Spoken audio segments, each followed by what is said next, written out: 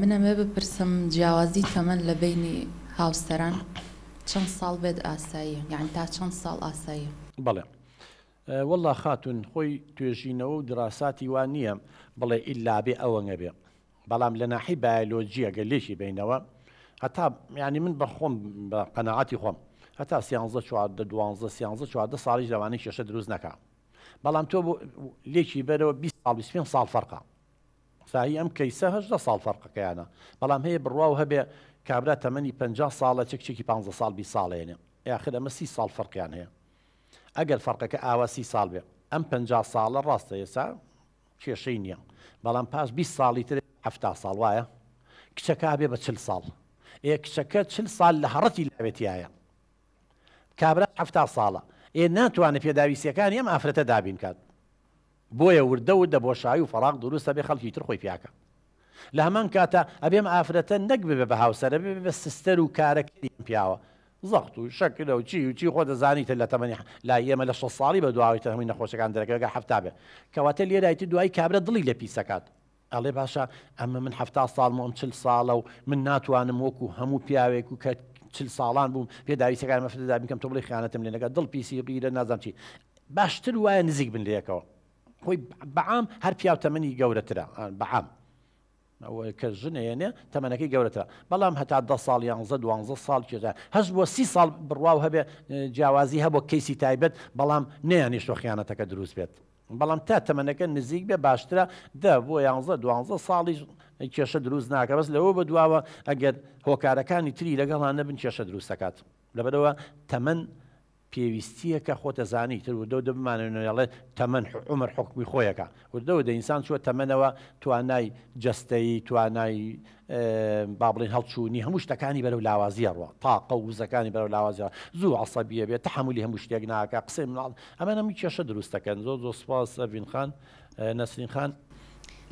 بێ زەحمەت دکتۆر کە گوێم لە قسەکانە بۆ تۆ لایەنگیری ئافرەتە کرد لە کاتێکە ئەو تاوانەکەی کردووە. زۆر سوپاس نەسرین خان، وەڵاهی من لایەنگیریم نەکردووە خاتون، بەڵام واقعەکە وایە، یعنی تۆ خۆت جۆ لە بەسەر هاتەکە بوو من لایەنگیری کەس ناکەم، من وەکو کەسێکی بێلایەن، بەڵام ئەبێ حکوم بم، یعنی ئەبێ حکومە بەسم چییە، یعنی دەستخینە سەر خاڵەکان بۆی هەر یەکە بەرپرسیارەتی خۆی بزانێ. سەیری کە خوشی من ئەم خاتونە قوربانیە من هەستەکەم زەحیەیە. بۆچی زەحیەیە؟ لە خێزانێکە پەروەردە بووە باوکی بە پلەی یەکەم کەم تەرخەم بوو و خیانەتی کردووە لە هاوسەرەکەی کە دایکی ئەمە دایکی بەهۆیەوە تووشی جەڵتە بووە، یعنی کەواتە لە ناو خێزانەکە ژینگەیەکی دەرونی دروست نەبووە هەست بە ئامان کاس بە دڵنیایی بکە خۆشەویستی نەدراوەت لە ناو خێزانی پڕ لە کێشە یەکەم هۆکار ئەوەیە مناڵەکان بێبەشە بن لە خۆشەویستی من و ئاسایش، کەواتە ئەم هاتووە لەو خێزانەی ویسەتی ڕزگاری بێ کە شووی بەم پیاوە کردووە بە دوای باوەشێکی گەرما گەڕاوە، بەڵام ئەم پیاوە ئەم برا بەڕێزەمان نەیتوانی ئەو باوەشە گەرمەی بۆ دابینکە. لە هەمان کاتە ئەم خۆی کێشەی هەبووە بەهۆی کەم تەرخەمی ئەمەوانێک دڵی لێم عاجز نەبێت کەم بۆ ئەمە ڕوونمان کردەوە کەم تەرخەمیەکەی ئەوەیە لە ماڵ نەبووە لە مانگێکە 3-4 ڕۆژ لە ماڵ بووە کە هاتووشە تۆری لاک و عەسەبی بووە ماڵی وەکو فندق لێ کردو بۆ ئیسراحەت و ئەمانە اینجا جیاوازی چی تا دوای لەگەڵا نابووە ئەم قەراریاوە 18 ساڵ لەو گەورەتر بووە ئەم قەراریاوە بە شکل و جوانیەکەی بەدڵ بووە نەچوە پرسیار لە ڕابردووی بکات و عایلەکەی بزانێ و چی و حساباتی خۆی بکات، بۆیە ئەم کەیسەوە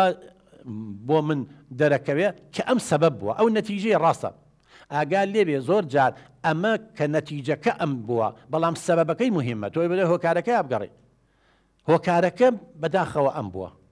ڕاستە و تاوانەکەی کردو ئەویش پشکی بەرەکەی بەس پشکی شێر بەر ئەم برا بەڕێزاکەوێ جا ئێمە بۆیە ئەمەش ئەم کەیسەش باسەکەین بۆ ئەوەی لەمە دووە پیاوەکان وا نەزانن کە هەموو شتێ بۆ ژنەکانیان دابین کە لە ناحی مادیەوە لایەنی دەرونی و عاتفیەکە کەم تەرخەم بن ژیان ئۆکەی و ئەڕوات ئەمن باسی ئەوەم کردووە و لەوانەیە کەیسی تر لە داهاتووە من کەیسی ترم لایە ژنەکە تاوانبارە ژنەکە سەبەب بووە وە خۆشیان نەتیجەکەی بۆ زەحیەکەی بووە، بەڵام لێرە خۆشتان و بینەرانی ژەتوانین ئەو شایدێمان بۆ بن کە ئەم هۆکاری سەرەکی بووە.